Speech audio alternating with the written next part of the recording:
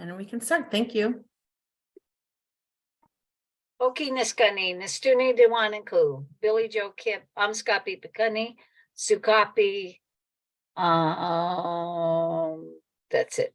Good morning, my friends. My name is Billy Joe Kip. I'm Southern Blackfeet, and what I said to you is it's going to be a good day. I'm going to start this morning's presentation as I've been asked to do with a blessing. And so at this time, if you just bow your heads and pray in your way. Today, we ask Creator to come open our hearts and our minds to the information that we have to share today. We thank you, Creator, for your blessings of giving our Native people an opportunity to be represented well in research and to have a voice in all things, including our youth who need strong voices to lead us and to help us move forward. And we thank you, Creator, for the gifts of the four-leggeds and the two-leggeds and the winged ones and the underground ones and the water ones. And we give this day to your Creator. And we thank each and every one of you who are here. And we bless your heart.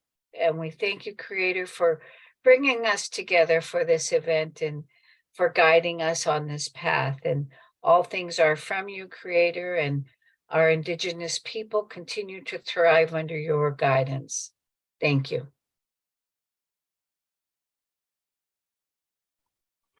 All right, thank you so much, Billy Joe, for opening us in a good way. Our presentation today is called Conducting Research and Evaluation in a Good Way with Indigenous Nations and People, Bridging Indigenous and Western Rigor.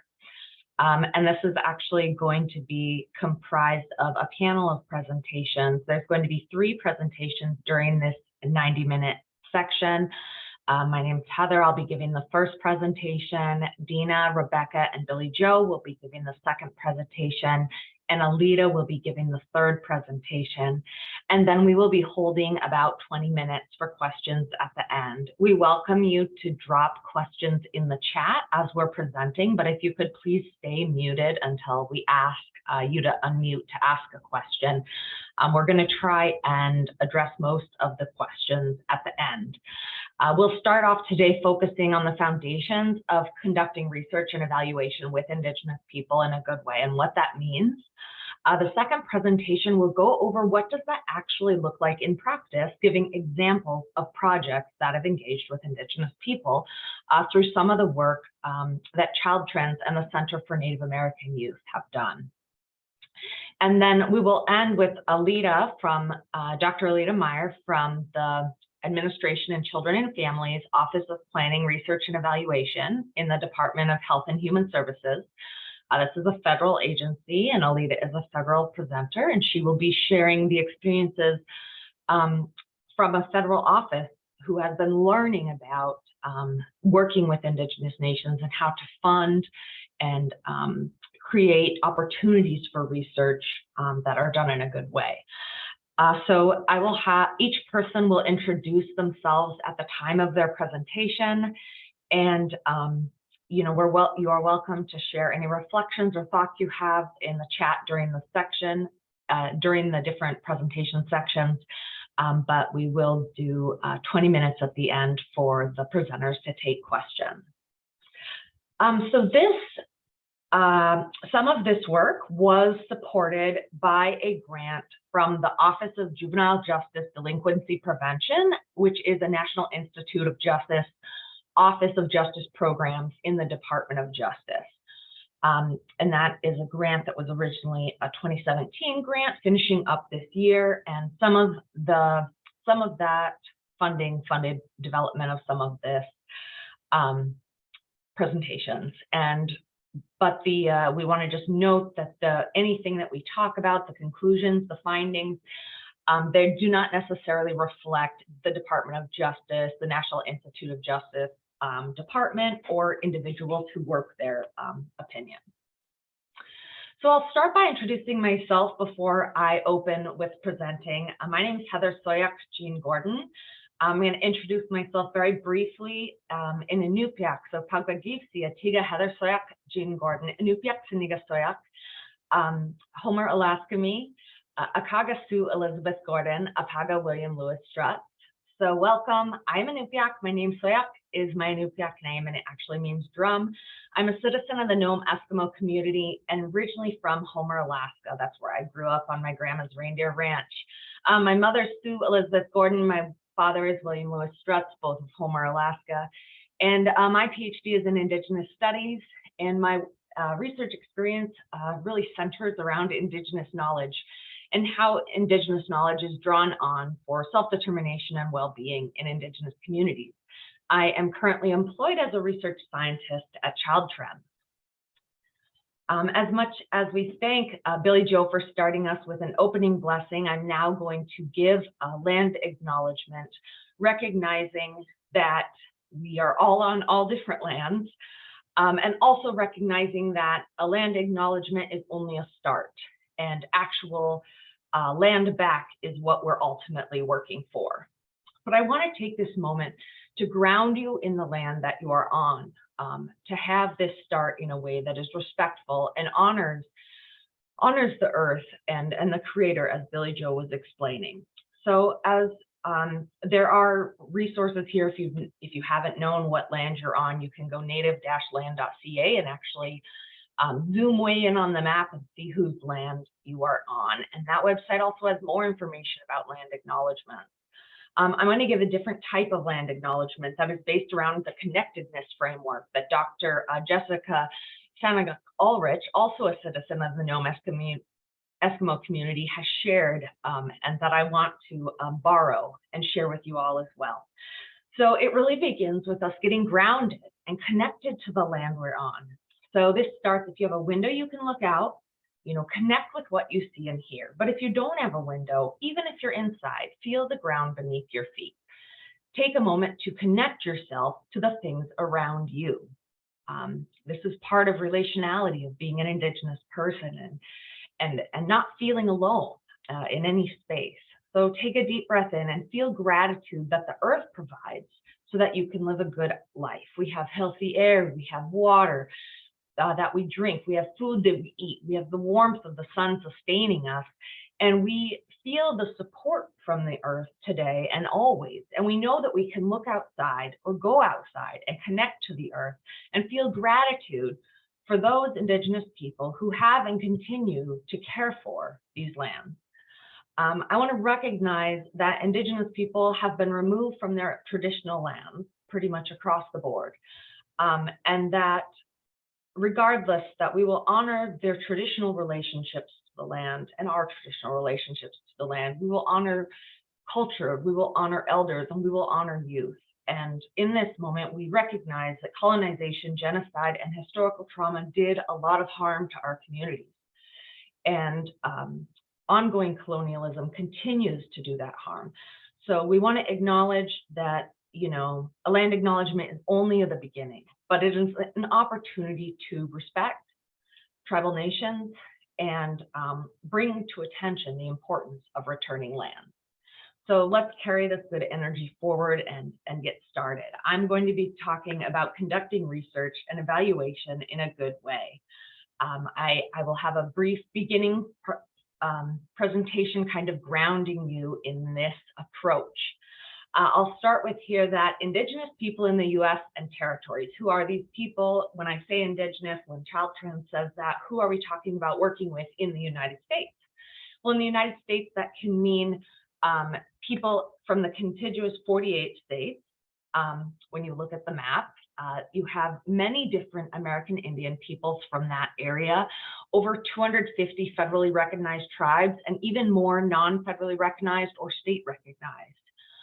In Alaska, you have Alaska Native peoples, again, over 200 federally recognized tribes as well, mostly not landholding in Alaska, which is a little different from the lower 48. In Hawaii, you have Native Hawaiian people. In Guam, American Samoa, and the Northern Mariana Islands, you have Pacific Islander people.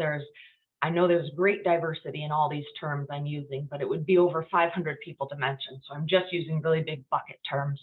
And in Puerto Rico, we have people descending from the Taino people as well. And you might hear me use the term peoples or nations or tribes or communities. These are all different terms and ways that we talk about groups within Indigenous populations. I want to start a little bit here talking about colonization and what that looks like for Indigenous people, and what it looks like is a genocide. And starting from first contact in 1492 to the present, there's an estimate of over 13 million deaths of Indigenous people over this long time period. This results from many different things. We have wars, we have massacres, we have enslavement, we have removal policies, such as, I'm sure many people have heard of the Trail of Tears, of the Indian Reorganization Act, and these different movements that moved Indigenous people from their home areas to other places. We have assimilation policies such as the boarding school era. There's a lot coming out right now about how much that has and continues to affect our families. There was actual efforts to starve people by killing off all the bison in the center of the US, and in Alaska. There was Russian fur traders killed off many of our seal and fur seal populations, and a large mammal was actually, a sea mammal was actually extinct through this. It was kind of like a furry walrusy seal type creature. We also have termination of tribes, actually saying they don't have a government and that they don't have a land, and just taken away. There was federal policies that resulted that were terminated people. We had sterilization, involuntary sterilization, affecting the ability of our families to continue. And then, now we're kind of in this effort to really have some decolonization and some land back. And you're seeing a lot of Indigenous people coming together and doing work like this type of work we'll be talking about today. So I could go in great depth about this, but I'm just going to give a brief overview. And if you're interested further in colonization, please look at my citations, which I'll leave you with at the end. But what I really want to talk about is what results from colonization. And what results from colonization is trauma. And this is a lasting trauma. So we have a historical trauma that results from this. You'll see work by Braveheart around this, that the trauma is intergenerational, meaning it's passed down, that it affects emotional and psychological health. We have that the trauma based on colonization actually attacks the culture and the society and who we are, and says that our culture and our language is bad and wrong and backwards. And this has lasting trauma in our communities and families as well. Also saying our religious or spiritual beliefs are wrong and need to be replaced.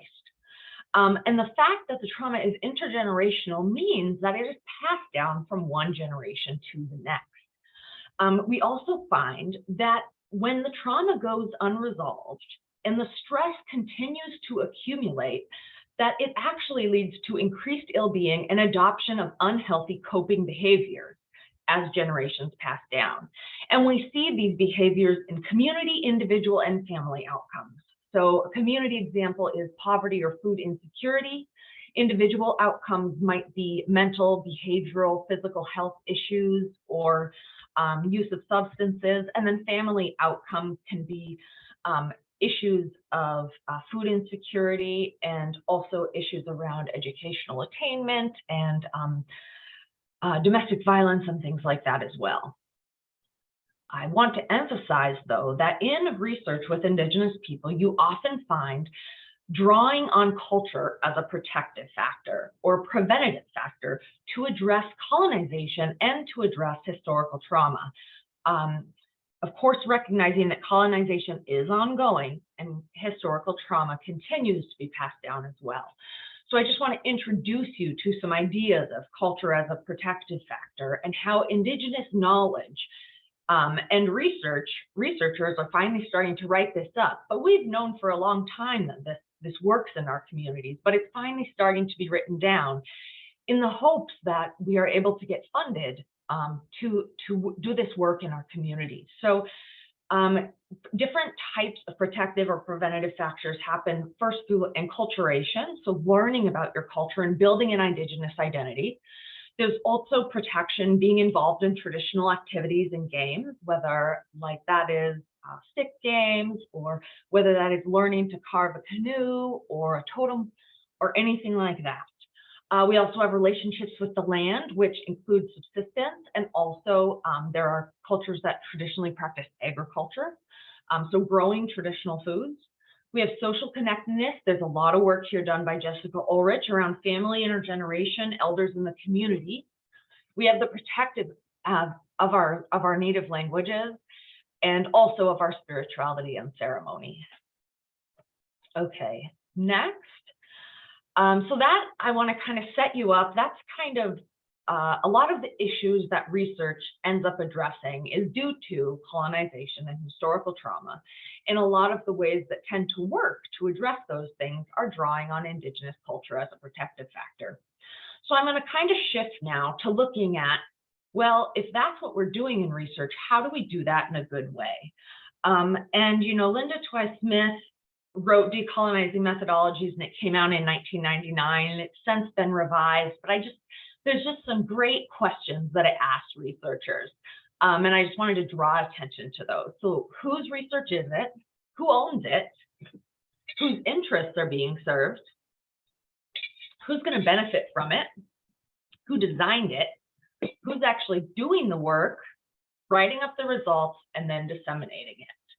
So if you think of those things, typically research is kind of held in the ivory tower in academics, and it kind of just gets stuck in an academic journal, and it's not very accessible.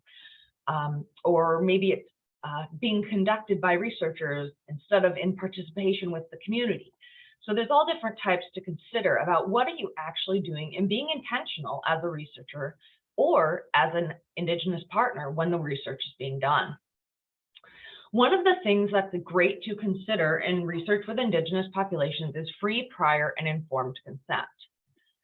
So this is really discussed in the United Nations Declaration for the Rights of Indigenous People, and it really focuses on that research participation should be free of coercion or intimidation, that consent should be sought prior to the research starting, that people consenting should be informed about what is actually going to happen, and that when consenting, that consent can be withdrawn at any time in the research process. And this is really important, and it's based around, you know, the Belmont issues, it's based around the Tuskegee syphilis study, it's based around all these ethical abuses we have in research and how it's harmed populations. And it's trying to create a format that allows people to be informed and to make their own decisions and withdraw from something if it is not serving them. Next, I want to talk a little bit about how to frame research. Research with Indigenous people is often framed in a deficit framework. A lot of granting agencies ask us to first provide our problem statement. So you might have to do that in a grant, but that's not the best way to approach a community. We tend to have much more success drawing on asset-based research and focusing on strengths. So this is where that culture as a protective factor comes in, instead of focusing on the list of traumas we identified in that previous slide. This is where work on relationships and well-being and self-determination takes place, instead of just identifying a long list of problems. And so taking an asset-based approach really allows us to go forward in a good way that doesn't increase damage or stigmatization on the community. There's a number of research projects that were deficit-based that ended up resulting in further stigma on the community, such as research like the Barrow alcohol study, which really highlighted the high rates of alcohol use in what is now called Utqiagvik. And the research was actually really harmful to the community, and the community was very closed to research for many years after that. So taking a deficit-based approach can really hurt the community you're working with. And in health research, it's often very common to take that deficit-based approach. So we need to really think critically about what we're doing. Next, another issue that is being raised more and more in the last few years is this idea of knowledge sovereignty and data sovereignty. The FAIR and CARE principles of research, FAIR existed previously, but CARE has really been added to address this Indigenous peoples in research. And it's about that research should be collectively beneficial, that Indigenous peoples should have the authority to control it, that it's that people in research need to be responsible in how data is used, and that there needs to be ethical issues around how to minimize harm, do research that is helping with justice and that maximizes the benefit for the community. And it really centers around Indigenous control over production of knowledge, documentation of knowledge, sharing of knowledge, and storage of knowledge. And I'll move on here next. So there was a few different letters written to the National Science Foundation from some Indigenous organizations in Alaska, addressing some issues with funding and wanting a lot of the work to come from the community perspective. And one of the lines in that letter is "Nothing about us without us." And that means that research is not done on us without us. Research is not done on our land without us. Research, if something is going to involve who we are, where we live, the issues that concern us, it needs to include us.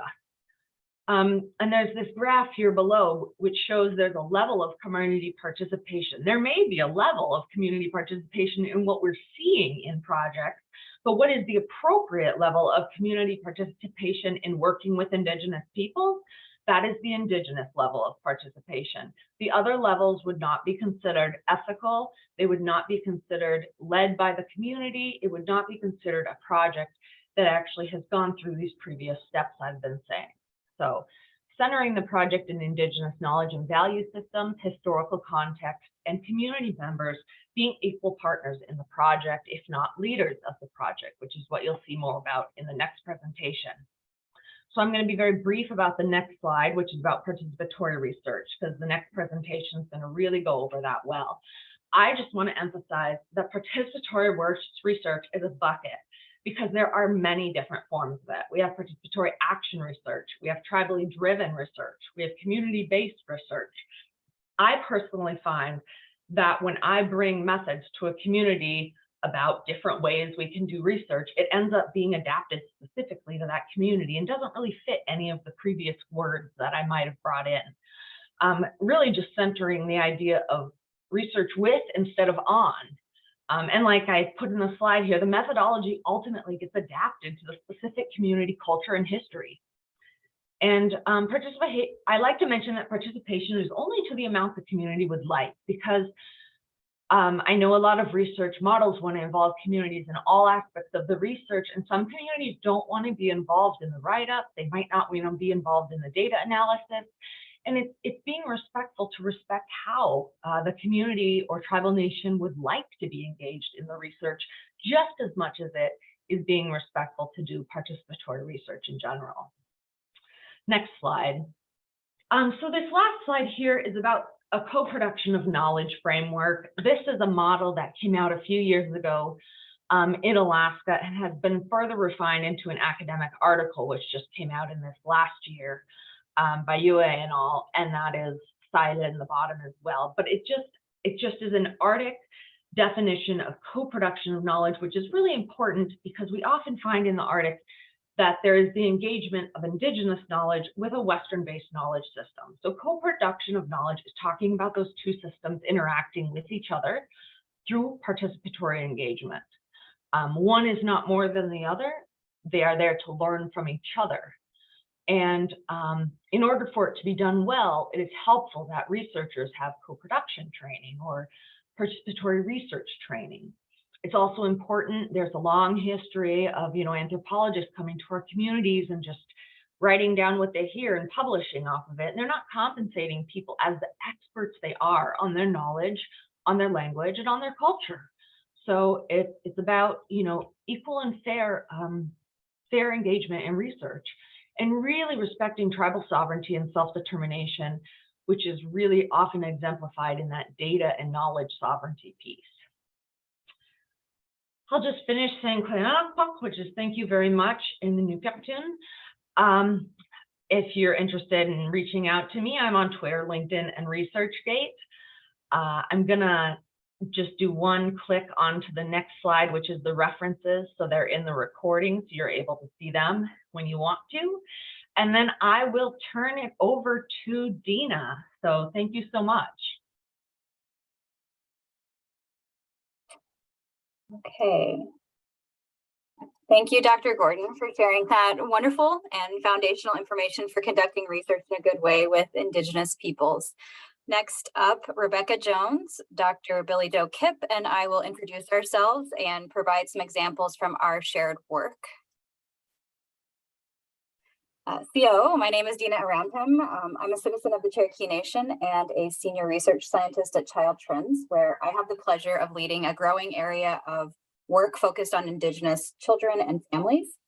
I'm really glad to have the opportunity to share with you all today some of the work that we've been a part of. My background and training is in public health with a focus on maternal and child health. I'm also a former high school science teacher, a researcher who values community-based and engaged research and evaluation approaches, and someone who is passionate about using my skills and experience to improve well-being of Indigenous families and communities. And for me, this includes not only using best practices in my work, but also communicating with others across many levels, including with funders, about those practices so that we can all do better and make sure that Indigenous families and communities have what they need. So next, I'm going to ask Rebecca and then Dr. Kipp to introduce themselves. Good afternoon. I am Rebecca Jones, a senior research analyst at Child Trends. I'm also a former teacher. I taught 7th grade math in Tulsa, Oklahoma. I'm a third-generation educator with an interest in identifying and addressing barriers to education opportunity and academic success in historically disenfranchised and marginalized communities. At Child Trends, I have been the project director or manager for both federally funded and foundation-funded projects. And now I'll pass it over to Dr. Billy Jo Kipp to introduce herself. Good afternoon, everyone. My name is Dr. Kipp, and I am a native clinical psychologist. I have a history of doing clinical work and research and being a research professor at the University of New Mexico for a number of years. Currently, I'm the Associate Director for Research and Evaluation at the Center for Native American Youth, and we have partnered with Child Trends to make sure that the Indigenous youth voice is amplified in their work, which they've done a great job. And so I'm just honored to be here today. Okay, thank you. So we're going to move into talking about taking all of the theoretical frameworks and conversation that Heather shared with us in the first presentation and try to move more into a practical space. So the framework that I'm showing on the slide here is a framework that our next presenter will cover in more depth and probably provide some additional background on. But I share this because this framework came out as I was finishing up my own doctoral training. So it was released in 2013 officially. And I just want to state that resources like this are critically important because they demonstrate that the federal investment is there to try to understand the context of this work in Indigenous settings. As a Native researcher, this framework has really shaped the work that I'm involved with. And I reference it quite often in my own work, and I also refer others to it quite often, regardless of whether their work is focused on Indigenous communities or not, because I think it has a lot of value for sharing just how complex, engaged work can look in communities and how important it is to understand how those things intersect in a research and evaluation context. So it's really essential that funding agencies understand the importance of considering all of the components of this framework, and it's encouraging to see others continue to engage with the framework years later.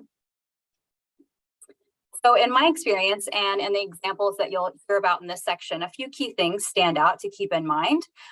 First, it's important to have time and funding commitments in place to support an engaged process. There's a real time commitment, and it's important to demonstrate to community partners that you're really in it for the long haul. And it's also important, as Heather mentioned, that funding commitments allow you to pay community partners for the expertise that they bring to the project, because oftentimes you couldn't do the work without their perspective being included. Second, relationships are a core value in tribal communities, and they've played a critical role in efforts to conduct research in tribal settings. Building relationships with people from different cultural backgrounds is also really important given our population size and the number of people that we have trained to be in spaces like research and evaluation leads. So we need others from different cultural backgrounds, including our program officers, our federal and foundation partners and funders, to be part of that relationship building process. We also have to build trust in communities that have been harmed by research for many of the reasons that Dr. Gordon shared. Third, it's important to be open to new and different research approaches and be prepared to navigate and communicate these approaches with all of the partners that you engage. Doing things differently can be just what some partners need, but the learning curve can also be really steep for others. So we have to think beyond current research and theory paradigms that we have. We have to consider other ways of doing things, and CVPR and some of the approaches Heather mentioned can be useful for that. And I think we also have to use a both and versus an either or approach when we think about considering or aligning certain methods with others. So sometimes we do have to draw on sort of mainstream research methodologies and approaches because that's necessary for the work that's being funded. But we can also make sure that we're prioritizing Indigenous voices in that process. Last, we have to think about dissemination throughout our work with engaged in innovative approaches, developing dissemination strategies that reach all partners, community members, including our federal funders. That requires being thoughtful and having frequent communication and having attention to the varied audiences that we serve. So talking about the process and recognizing that that can be a dissemination process and product as well. So regarding engagement, we saw a little bit of this in the presentation that Heather shared, but it's important to recognize that it occurs on a continuum. In a single study or project, specific partners may appear at different places along this continuum. Some partners may not want a strong role, even in tribal research and evaluation, due to their capacity or maybe, hopefully, their trust in you as a research partner. And it's also important to be honest about where your team's capacity is to implement an engaged process, as it can be really harmful to have expectations fall short in reality. If people are considering an engaged approach and would like to access some resources and activities that your team can work through together, I wanted to just briefly highlight these two resources for your attention. I was a part of co-authoring them and really drew on that ACF and Children's Bureau framework that was showed earlier to think through some of the pieces of the tools that are embedded in these resources. The first is through the Home Visiting Applied Research Collaborative, and the second is forthcoming and really draws heavily on Hood, Hobson, and Kirkhart's culturally responsive evaluation framework. But these two resources both include some tools and tables that teams can work through together to think about who your partners are, why you're engaging them, and then also some questions that you can work through to make sure that you're using a cultural responsive approach in each phase of a research or evaluation project.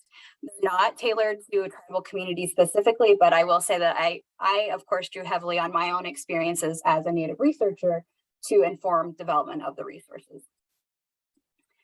Okay. So with Dr. Gordon's foundational information and the elements I just shared about transitioning from theoretical to practical, we thought it would be informative to share some case examples of how research and evaluation teams can bridge both Western and Indigenous approaches in their work. So the first example, the Tribal Early Childhood Research Center, or TRC, speaks to many of those kind of elements and key elements that I mentioned earlier.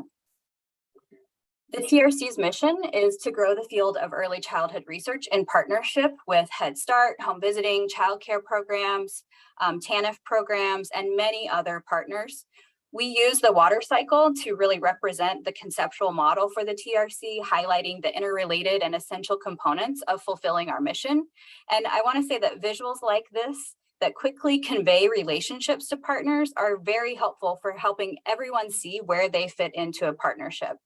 As evaluators, we do the same thing when we use things like a logic model to build shared understanding about program components. And this is a similar idea.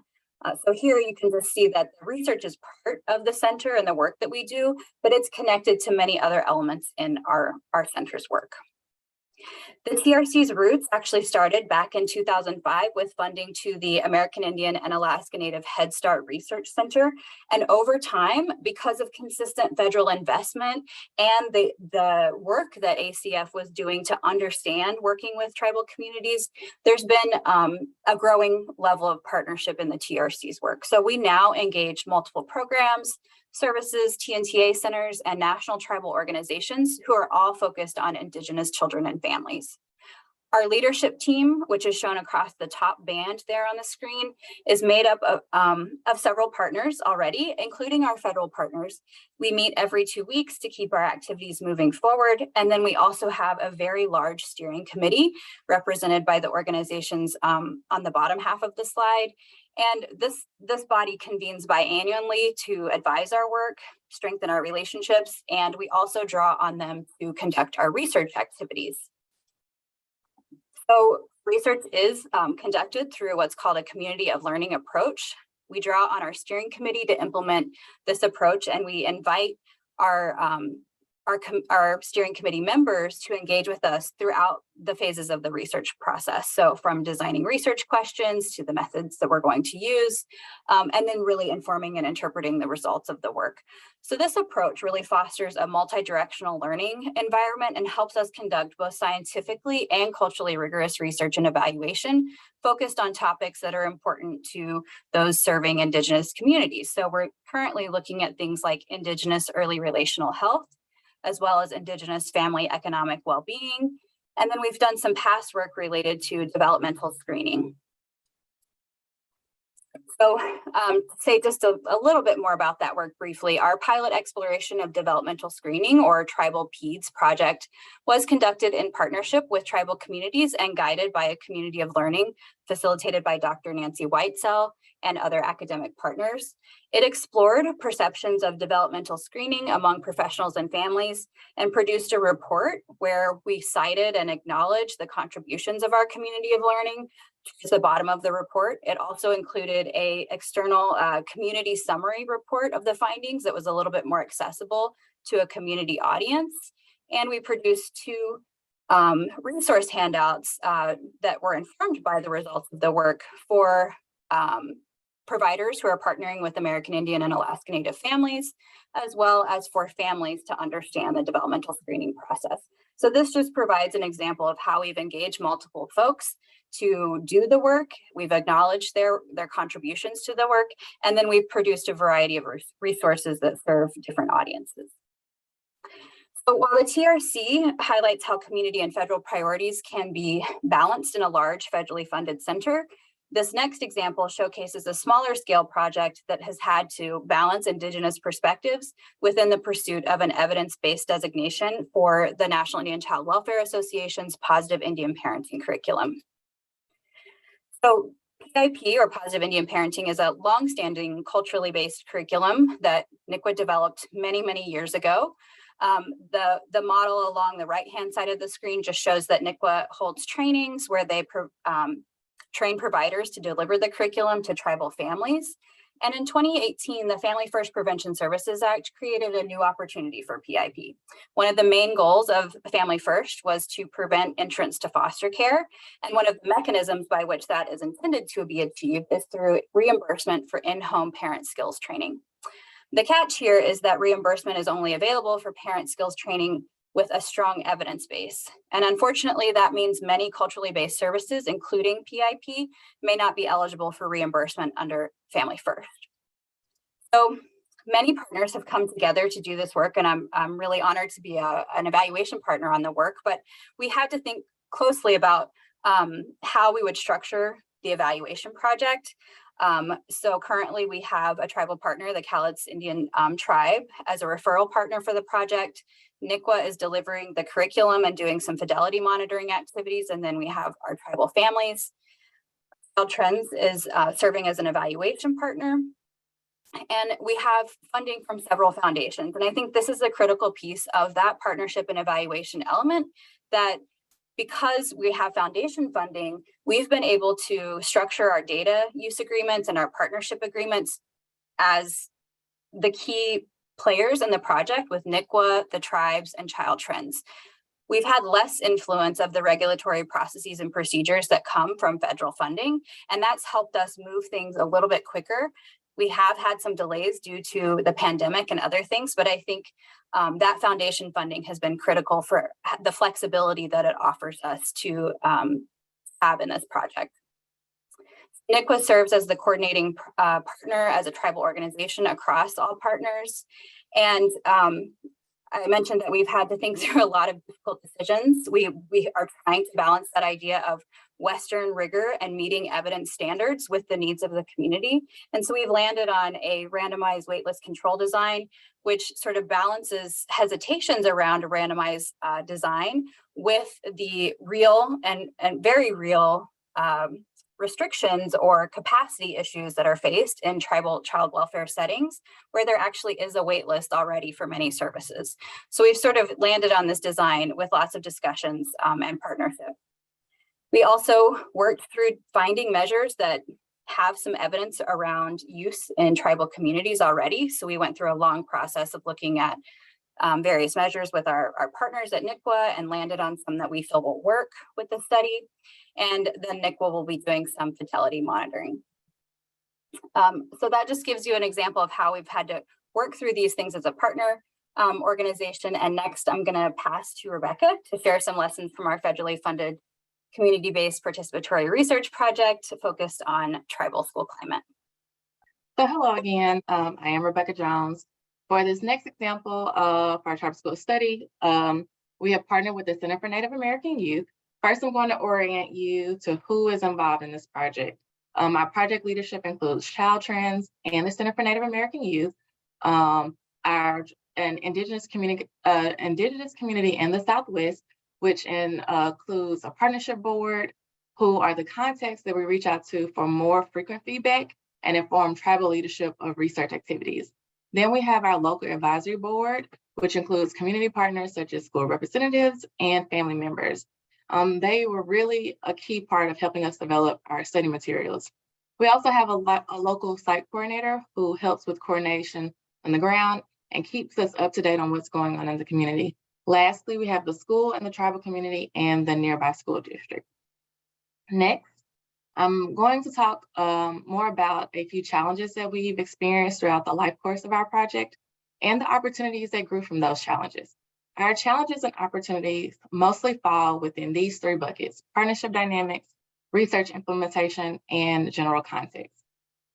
So on this next slide is an example of our approvals process for this particular project. I drew this one day because I was trying to create a timeline and plan contingencies for if we got any feedback that we had to go back through additional approval and review. For this project, we had 4 approving bodies: Child Trends RB, the tribal community, the federal agency's Human Subjects Office, and the school district. This was not necessarily a challenge or specific to our project. When funded by a federal agency and recruiting schools in a tribal community and a neighboring school district, there will be many layers of approval. Input from the partnership board and local advisory board was critical. I'd like to think that things like providing justification in our IRB application, that selection criteria for youth participants, or the wording of certain questions was due to the guidance from the local advisory board, and that was something that the internal IRB and the federal agency's Human Subjects Office took notice of during review. I think this is less of a challenge and more of a consideration when thinking about how long it does and should take to authentically engage with the tribal community, especially when the research is funded by a federal agency. Understanding this context allowed us to develop more realistic timelines.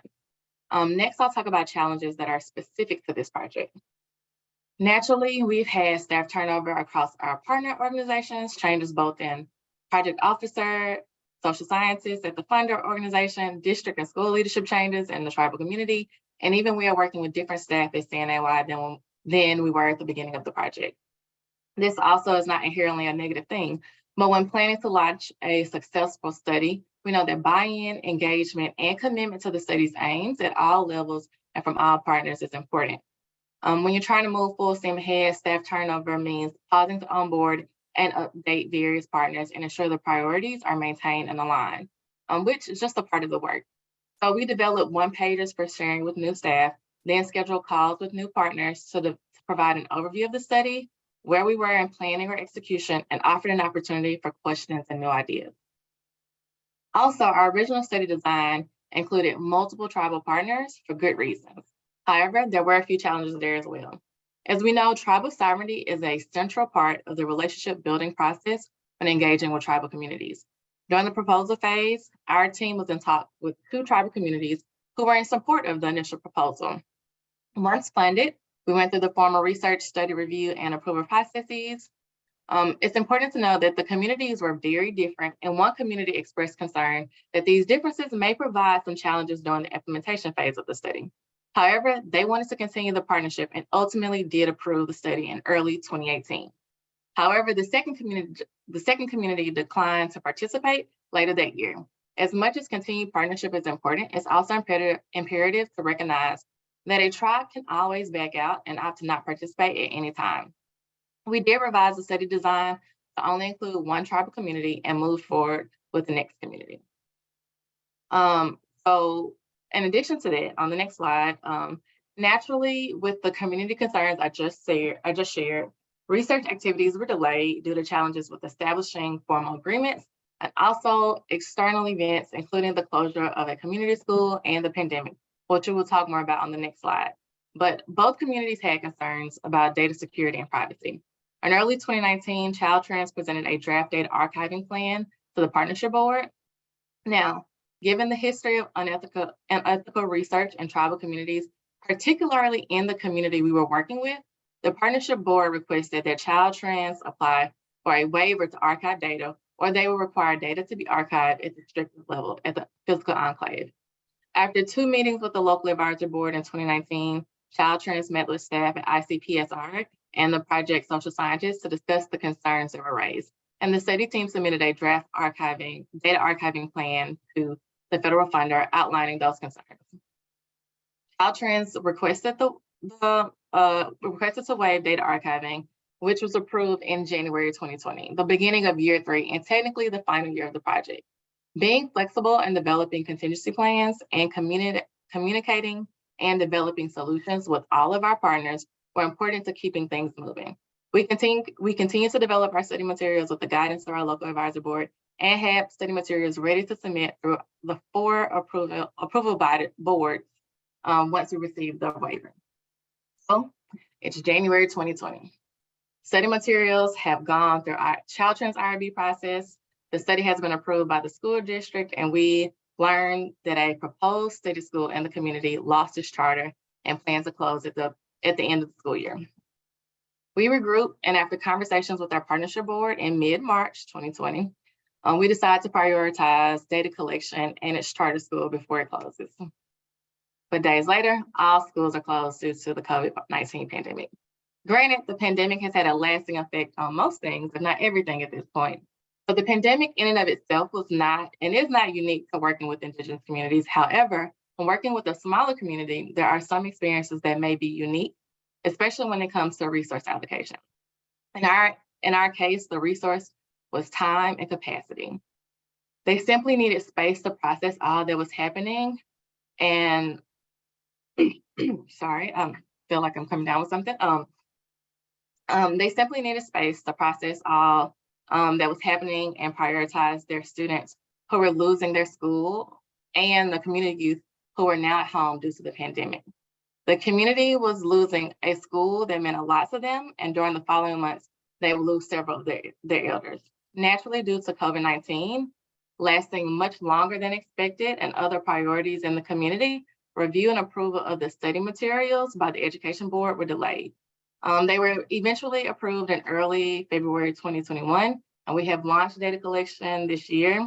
This was a 3-year study, and we did apply for our no-cost extensions to the end of this year. So we are in the final throes of the project, and stay tuned for the outputs of that work. And so now I'll pass it over to Dr. Billy Jo Kipp, who will provide some concluding reflections on this example. I've been asked to talk about the overall experience and coming from a collaborator and partner to talk about how this works realistically and how it transposes in tribal communities. And so I'm just going to talk from this slide because I really think that when we look at research, and you've heard it, this is probably redundant after the wonderful presentations that you've heard prior to this, but that it's not a research project, it's a relationship project.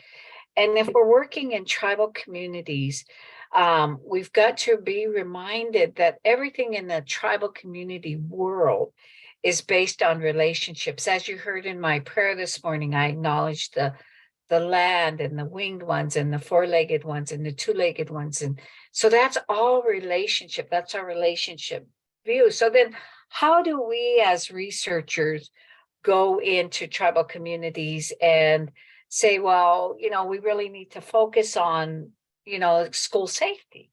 Well, the way you do it is just through the progress and the processes of community-based participatory research.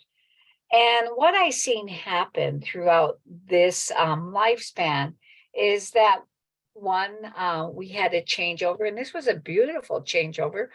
Our CNA Wise Youth got elected to her tribal council. How amazing is that?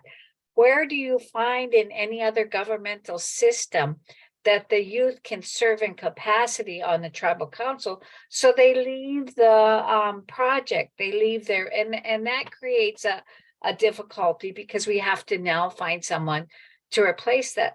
The other thing that was so impactful, and I'm going to talk a little bit more about that, is COVID. And COVID happened to tribal communities and affected tribal communities almost 3 to 4 times greater than other communities. So you heard Heather talk about the response in tribal communities around historical trauma. Well, when we look at COVID and the impact on tribal communities, there was definitely a trauma response there, a collective trauma response from tribal communities.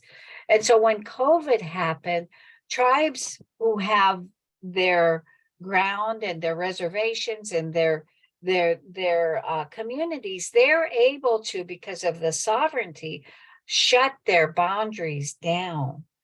And so that's what we start seeing happen. And we start seeing it happen really quickly as tribes began to try and understand what this meant to their people. And the only thing that we have historically to liken it to is smallpox. And smallpox wiped out many, many tribes, including my own, of 220 people who died from smallpox. So the tribes then began to struggle with mass concerns and trauma reaction to COVID. And so then they started shutting down their borders. And that was the only thing that they knew that would be helpful, because we live in a system that has one healthcare program, and that's Indian Health Service. And Indian Health Service is not trusted as a healthcare program. So people began to close down and shut things down. And even long after COVID had been, I don't want to say it's over with, because we know that's not true, but had relaxed, a lot of the tribes were still very stringent about their closing their reservation boundaries. How that affected this program in particular is that we no longer had access to people that we had relationships with, and we couldn't move forward in that. So I think it's critically to understand that trauma responses in CBPR happens, and we have to be very, very acutely aware of that and understand how do we work with that. That's great for us who are Indigenous and who work in tribal communities. Not so great for our funders who don't understand a collective trauma response around disease. And so I think one of the biggest issues for us was to help our funder understand that, data collection is going to be different now. Data collection is going to be extremely impacted by the behaviors and the sovereign rights of tribes to keep their people safe. Interesting enough is while I was working with child trends, I also did a John Hopkins data collection on my own reservation, the Blackfeet focus groups, looking at their thoughts around COVID. And more often than not, thematic was that they didn't trust IHS. They felt COVID was another disease imposed on tribal nations, and they didn't trust how getting a vaccine would help people because they believed that they were inserting something else like the COVID itself. And so there was really a huge mistrust on even getting the vaccine. So now let's amplify that as Dr. Around Him and her group tried to complete their research with the understanding that we had collective trauma response to COVID. So those were the things that really were difficult for this project. And I think that in critically understanding, being a clinical psychologist and really supporting Heather's work and doing a lot of that work myself on the internalization of historical trauma and then its subsequent reactions to uncertainty, to disease, and to even research. And I know that I'm probably preaching to the choir here, but research in tribal communities has not always been a favorable relationship. And it's been from the expert down. And so when you look at CBPR practices and principles, we know that it's developing an equitable relationship. And it's really important that we keep that focused, is that Indian country, and this is just it, I'm just going to say it just like I know it, is in Indian country, we don't need any more Indian experts. We need more expert Indians. What CBPR allows us to do is incorporate the culture, incorporate those people who have meaningful roles in the community to help guide the relationship, and they're the experts. And so it's really equalizing the research arena. And so as we move through this, and as we move through writing about it, and Deana's a great writer about decolonizing this data. What does it mean to tribes? Really, what does this mean to tribes? And that's the very bottom line for any time we're doing work in tribal research, is how do we make sure that this is meaningful to the people that we're in a relationship-based research project with. So basically, that's all I have to offer. I think the project and the research had challenges based on COVID. And I think that we understood because we were in the relationship with the tribes. But I don't think a lot of funding agencies or other organizations, and I hope they're in this room, understand that the impact of disease, the impact on the collective people, and how as tribes we're going to use the resources we have to keep our people safe. And I think for this project, that was the bottom line, is keeping our people safe. And this occurred at a very difficult time for tribes who weren't getting material resources. They weren't getting the vaccines. There was a lot of moving of fundings from tribes from the past administration. And so there were a lot of devious acts imposed upon tribes as tribes tried to use their basic skills and basic environment to protect them from the cavalry, so to speak, or from the government. So I just really believe that in working with tribes, that please look at what is the things that are going to impact the relationships. And if we don't know their trauma, if we don't know their history, then I really think that we're doing a disservice to the communities that we work with. Thank you, Dr. Kipp. I really appreciate you underscoring the relationship element and the importance of wrapping up, not ending, but wrapping up a project with a focus on making sure there's meaning there for the communities that were involved. So thank you so much for providing those reflections and that perspective. So we're finished with presentation number 2, and to learn more about our organizations, you can see some information here on this slide, and I'm going to stop screen sharing so we can transition to our third presenter, and we'll hear from Dr. Aleta Meyer. Thanks. So I'm going to share my screen. Well, I think so. So it's great to have all this context, and I'm going to be describing work that we've been doing really intentionally since about 2002 at ACF. And so while that's 20 years, that is not much time to change the course of what Heather and Deana and Billy and Dr. Jones have been talking about. So I'm going to be talking about our work toward a new narrative on research and evaluation. And so just to give you a quick overview of what I will try to cover, and I may not cover all of it because we want to make sure to have a discussion. So I want to talk a little bit about the agency where I work and the role of my research office within that agency. Then I want to talk briefly about the executive order on equity and the roadmap for collaborative and effective evaluation in tribal communities, which have both been calls to action that have really given us as federal staff a position from really which to make a difference. It's really helped leverage and move the things that we care about.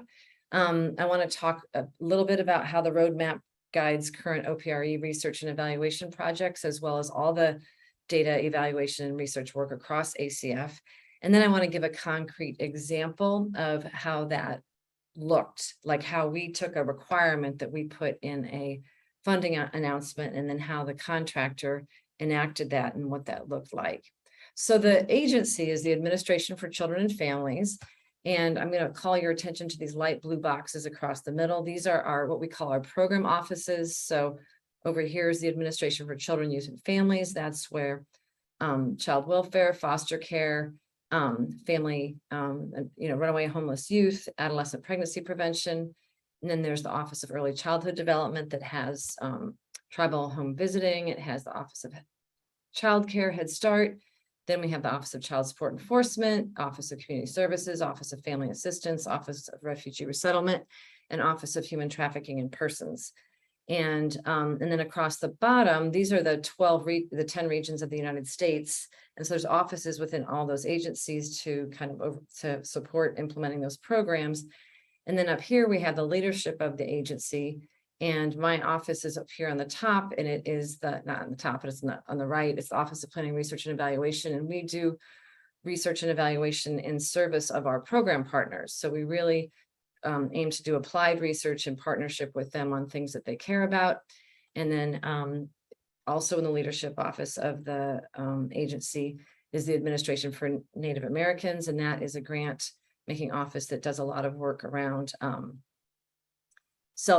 grantee initiated projects related to Native language and in economic improvement. So I'm going to guess that most of you are familiar with the executive order on advancing racial equity and support for underserved communities through the federal government. We've been working on race equity for a long time in my office, maybe for about the past 6 years. And so this year we've been really working on making, enacting how can we think about the ways that our habits of science, you might say the habits of Western science, might unintentionally or intentionally have kind of contributed to those disparities. And so we've been working to undo that.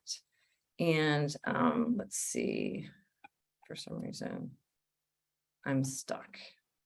Okay. So the roadmap for collaborative and effective evaluation that Deana introduced this is a picture that represents the whole of that roadmap. So in 2013, the Children's Bureau wanted to see if there was something that could be done to really change the direction of the way that research and evaluation around child welfare and foster care was being done, the way that data was being collected. And so they pulled together 17 people that were tribal child welfare directors, Native American researchers, people who had experience doing research with Native communities, and federal staff. And so I was part of that work group. And what that work group wanted to do was to create a roadmap that would give us an idea of how do you move from where we've been with the way that research and evaluation is done to a new place, to a better place. And this roadmap was really aimed at a federal evaluation office. So it's great, Deana, to say how it's working, how it's working in the work that you're doing. And so down across the circle around the outside is really what Heather was describing today. This is the historical context of tribes, and it's particular the way the historical context of research and evaluation. And so judgmental evaluation, so focusing on deficits, invasive and imposed, where Indigenous worldviews were undervalued, this intergenerational and community trauma, and this extensive distrust of research and evaluation. So with that context in mind, there's this desire to really to create a new narrative on research and evaluation so that it is like this backbone down the middle. So collaborative and culturally responsive, focused on system improvement, guided by local questions, data, and insight, really having meaningful analysis, bidirectional learning, and really building American Indian evaluation skills, both in Western science and in Indigenous methods. So that's the backbone. These white boxes around the circle, those represent different groups of people that are really important to talk to and engage at different phases of the study. You don't want to talk to just one group the whole way through a study, but you want to be really thoughtful about who you talk to when. And so you can see you've got tribal government leaders, community members, cultural authorities and spiritual leaders, tribal evaluators, tribal colleges, program staff. So those are the people to talk with. And then because this is new work, it's really important to ground it in values. And these values across the top are designed to really help know what to do in new situations. How do you change business as usual to something new? So these values are Indigenous ways of knowing, respect for tribal sovereignty, having a strengths focus, making sure that your rigor is both cultural and scientific, that's what really makes something rigorous, community engagement, ethical practices, and knowledge sharing. And then as Billy was describing in all the presentations before we're describing, there's action that needs to happen here. And we call these the two action levers of the roadmap. So on the left here in blue is relationship building. It's really important to focus on building relationships as we do this kind of work. And then it's also important, this on the right side is knowledge and skill building. So that's important to have in a bidirectional way so that community members, when there's a requirement for grant evaluation, that it actually strengthens the infrastructure in that community around data. I think of that as a sovereignty issue. This is where these two levers have been the cause of much of the harm. So a lack of relationships and a lack of knowledge and skill building. And so this roadmap was published in 2014, and OPRE has been taking it really seriously since then. And a lot of the work that's reflected here is based on work that OPRE started in 2002 with their work in early childhood with Head Start.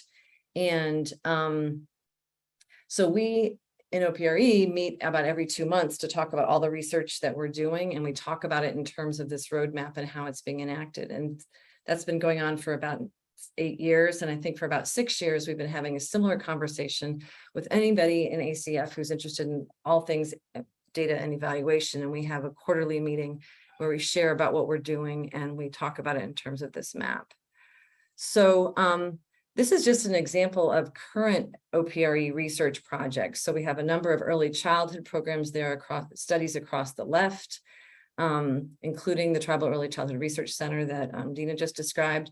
We also have an adolescent pregnancy prevention program that has a focus on tribal communities and locally driven evaluations. And then there are also projects focused on employment supports as well as human trafficking in victims of human trafficking in Native communities. So I want to take a deep dive on the multi-site evaluation implementation of study of tribal home visiting. This is a project that I oversee. I forgot to introduce myself. So I'm the lead for prevention and resilience within OPRE, and that's about all I'm going to say about me because it'll just take up time. But so the multi-site evaluation was initiated in 2015, and it was to look at the implementation of this evidence-based home visiting policy with grantees who had the Tribal McVee grants. And I'll say a little bit more about that. And so there are two different ways that the maternal, infant, early childhood home visiting program reaches American Indian and Alaska Native families. So one is through discretionary grants through tribal home visiting. It's a 3% set aside of the whole.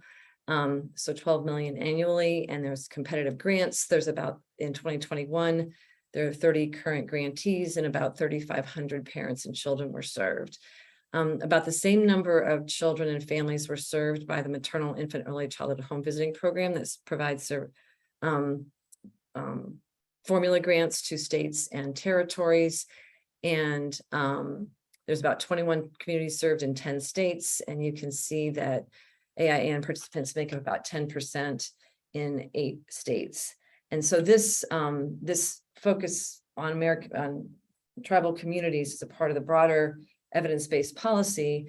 And that evidence-based policy was enacted in 2010. And the evidence base for what occurred in 2010 was established the 30 years prior to that.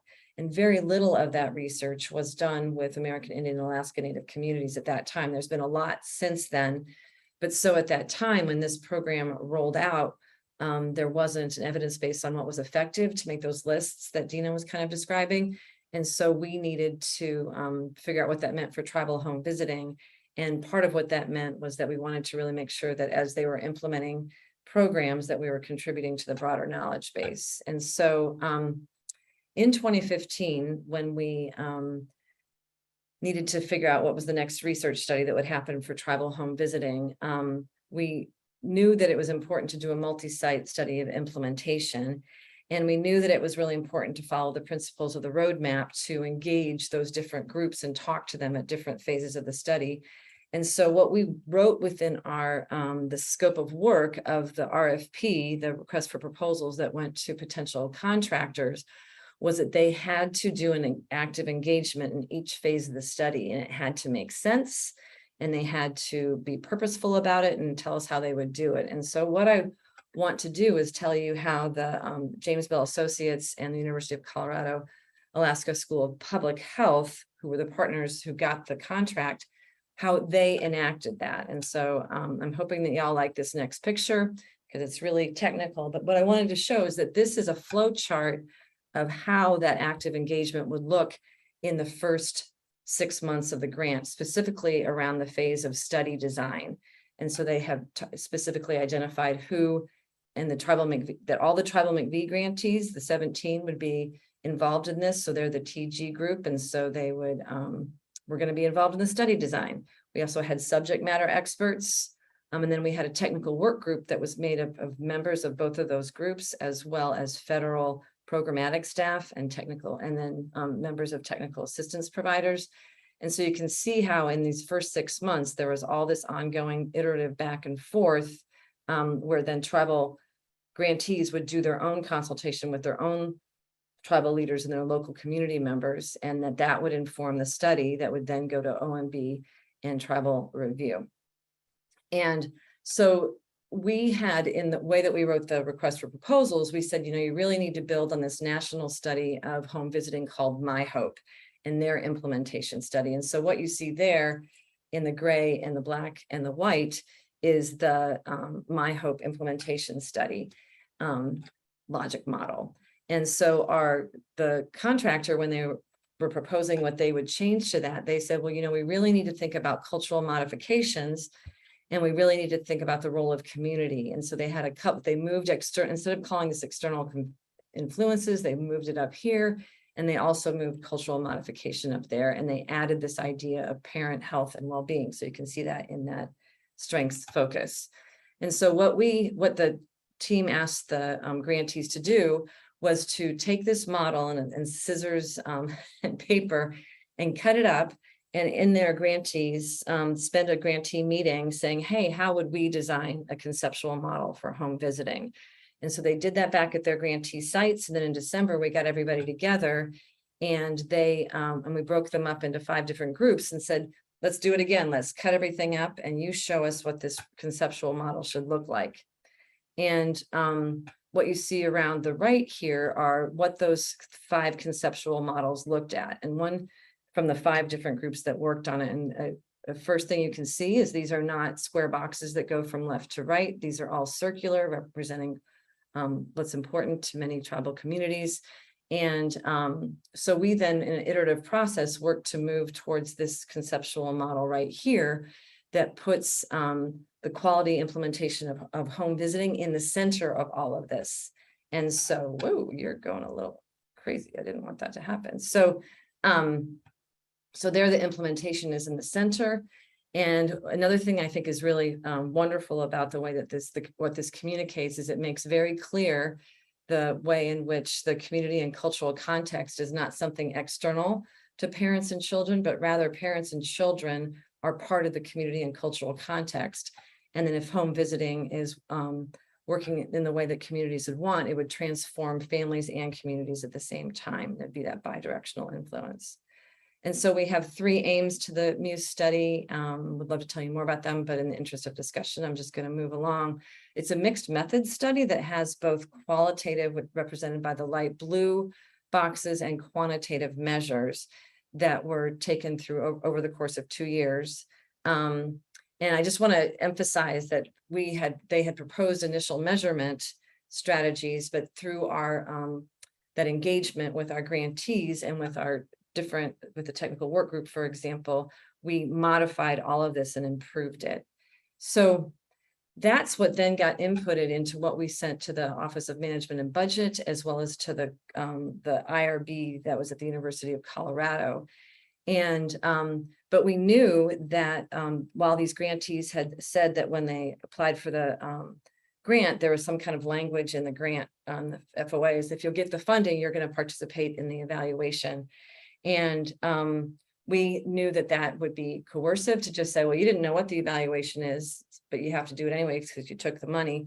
So we went through an extensive process to make sure that we had grantee approval at the tribal leadership level, as well as any local IRB processes that needed to happen before data collection did. Part of that agreement was to make sure that there would be a way for grantees to approve the use of any of their data in the reports. And so we had created, we're currently in the phase where we have a dissemination review and data approval committee.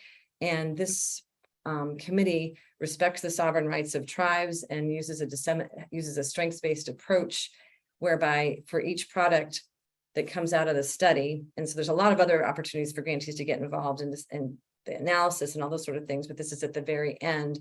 But we have to make sure that all 17 grantees have reviewed each document and have approved the use of their data in that document. And so I just wanted to let you know that that's the way it looked. And, you know, writing a kind of a requirement inside of a scope of work is one of the ways that we as federal staff can really change the narrative on research and evaluation. Thank you.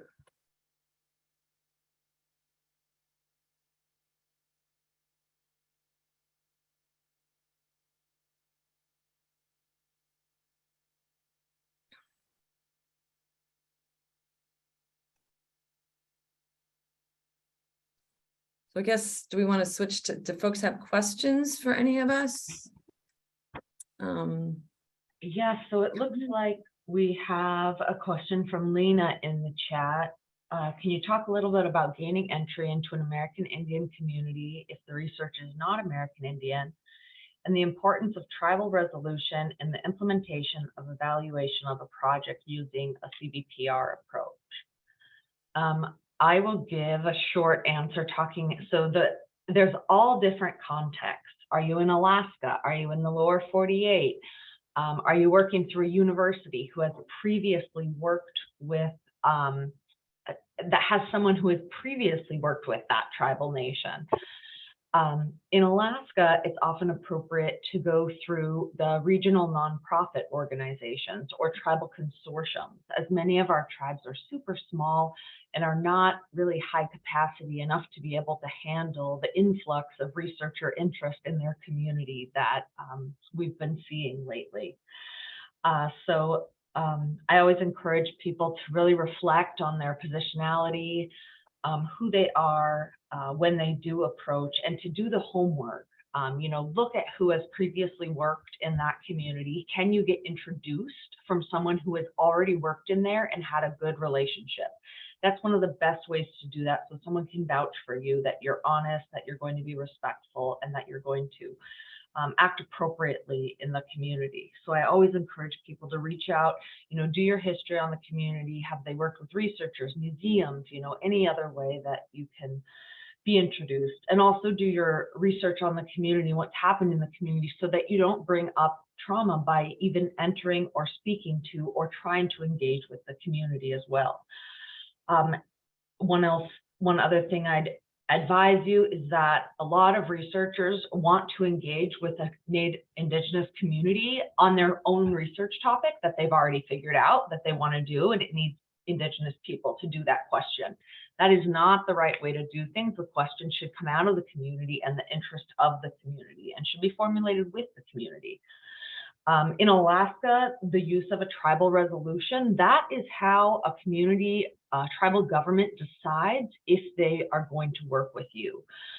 So when I have gone to approach Alaska Native communities with research ideas and we're working it out, they will actually pass a resolution in support of working with me as a researcher on that project.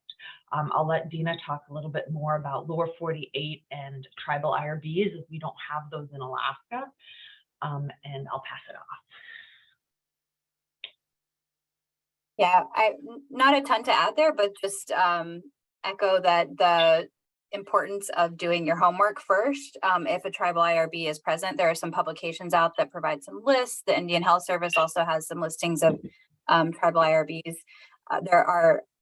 There are approving bodies within communities that need to be consulted before engaging in that process, and that's the bottom line. It may look very different by the community that you're in, but having patience and being willing to ask questions and learn along the way is highly valuable. So yeah, I'll just in there. I can put some publications in the chat as well.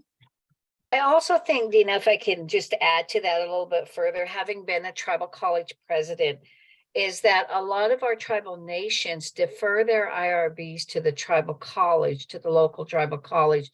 And so they become the proctor, if you will, for research in tribal communities. Other tribes will ask you to meet with their tribal council. If anybody's gone through Navajo Nation's IRB, it's one of the most exhaustive and detailed IRBs in the nation, more exhaustive than the university. So it's critically important to understand that there may be other bodies to go through.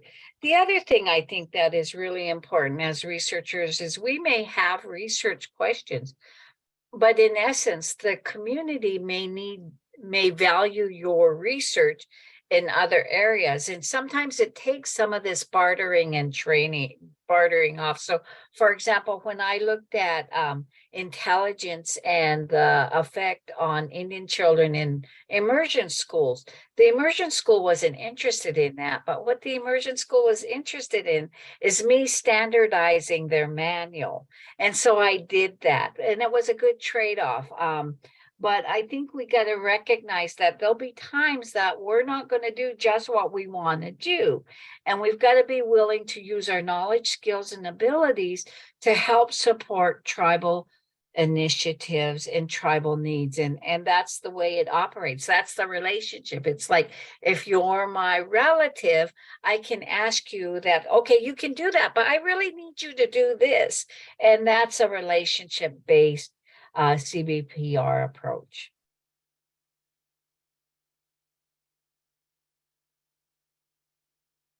And I dropped in the chat an IRB paper that Deana worked on with some co-authors on tribal IRBs. I also dropped in the chat my master's research, which was how to build relationships with an Indigenous community as a non-Indigenous researcher.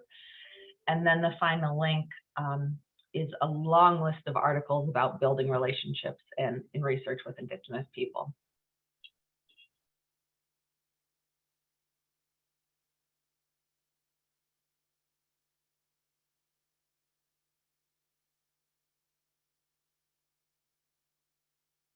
I know we are close to time, but if anybody else has any other questions that they want to drop in the chat, or, you know, feel free to reach out to any of us as well. It looks like David dropped in the chat. Oh, yes, I also, yes, quoting Dr. Kipp, it's not a research project, it's a relationship project. I also liked her quote where she said, we don't need, oh, what was it? Like native research. How did you say it, Dr. Kipp? We don't need something researchers. We don't need any more Indian experts. We need more expert Indians. So building the capacity of the local tribes and the local tribal people to do their own research.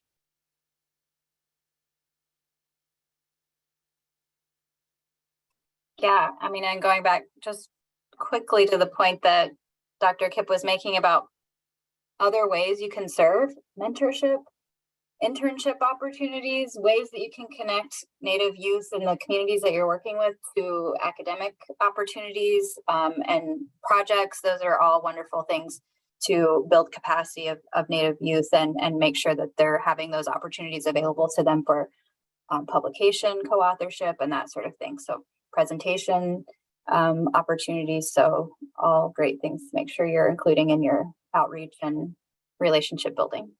Yeah, and I wanted to end on one note, and this is all I'll have to say, is that oftentimes we think that language isn't a barrier, but remember, natives haven't had English language, and a lot of us still have dialects and residual language from our mother language, our emotion language. And I'm going to say this, and I'm going to end it with a story that I know and honor a great leader in my tribe, Chief Earl Old Person. And remember when we go in and we have this IRB language and we have this technical language, and he was testifying in Congress about assimilation. And Congress was saying that natives needed to assimilate. Well, we all know where that went. And his response was very eloquent. He said, there's no word for assimilation in the Blackfeet language. What you're telling me to do is to go home and tell my people to jump in the river. And so we've got to remember that even though there's English speakers, generations of English speakers, the understanding comes from underpinnings of who we are and from our language and our ceremonies. And so just keep that in mind, that it may be understood a little bit different when we go in with our $10 words.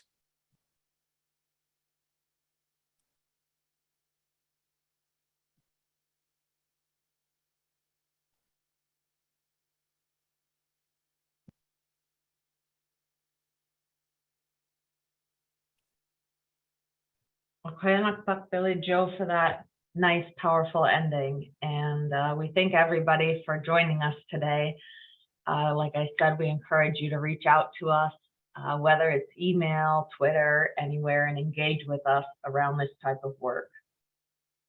And yes, this was sponsored by the Indigenous Topical Interest Group as kind of a break off from the American Evaluation Association conference this year. And I will turn it over to them if they have anything to finish up with. Nope, just thank you. And the presenters, you can always contact them, as they said. They also will send us some of those things, and we will be sending out the recording to those who signed up for it So you will be getting whatever the presenters decide they would like to share with the participants. So we're also building up our own Vimeo channel of presenters and presentations. So you'll be hearing that soon from us. So feel free to go to our AEA IPE TIG website and we'll put updates there. And there are tons of newsletters and blog posts on these kind of topics for resources as well. So thanks everyone and have a great afternoon.